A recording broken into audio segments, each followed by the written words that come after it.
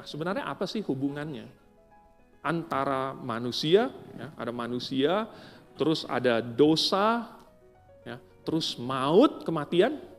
Ini apa hubungannya ini? Nah, semua manusia itu berdosa. Ya, semua manusia berdosa. Tidak ada satu manusia pun yang tidak berdosa. Tidak ada. Semua manusia sudah berdosa. Lalu, upah dari dosa adalah maut. Jadi, manusia semuanya berdosa yang konsekuensinya adalah maut. Jadi, semua manusia pasti akan maut, akan mati, mengalami kematian. Dan selama manusia berada di dalam dosa, manusia itu berdosa, maka dia sedang mati. Mati di sini dalam pengertian terputus, terpisah dari Allah. Jadi, kalau manusia semuanya sudah berdosa, maka hubungannya dengan maut itu adalah ini erat hubungannya, itu pasti akan terjadi. Kata orang, ya, tidak bisa lari dari pajak. Ada dua hal yang pasti dalam hidup ini. Satu, pajak, yang kedua adalah maut. Saudara, saking ketatnya petugas pajak mengejar itu. Wah, sampai mau ngumpet di mana juga pasti ketemu. Dicari-cari, diaudit. Tapi saudara, yang lebih daripada petugas pajak itu adalah, bukan berarti petugas pajak itu buruk ya.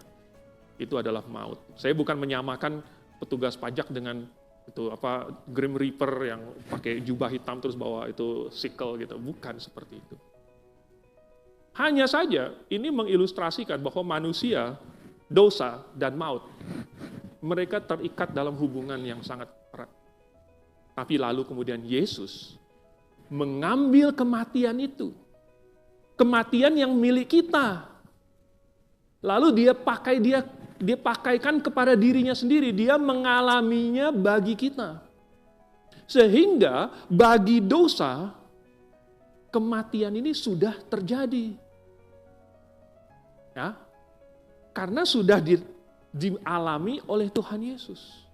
Maka bagi dosa, manusia sudah tidak perlu mengalami kematian lagi.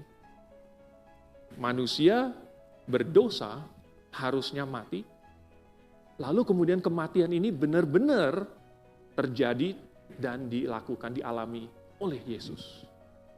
Barang siapa yang mau percaya kepadanya, seperti yang tadi kita baca di Yohanes pasal 3. Barang siapa yang percaya kepadanya akan selamat, akan diampuni, akan dibenarkan, akan dijadikan anak Allah, akan dilahirkan kembali dalam keluarga Allah. Sehingga manusia itu putus hubungan. Tidak perlu ada hubungan lagi, tidak ada relasi lagi dengan dosa dan maut. Karena apa? Karena manusia yang tadinya punya relasi yang erat itu sudah mengalami konsekuensinya. Hanya bukan dia sendiri yang alami, Yesus yang mengalami buat dia. Kita hanya perlu menerimanya. Kita hanya perlu meninggalkan dosa itu. Karena kalau kita tidak mau meninggalkan dosa itu, maka kita akan tetap berada di dalam relasi itu. Kita akan tetap berada di dalam dosa, tetap berada di dalam konsekuensi dosa, kecuali kita bertobat, kita tinggalkan.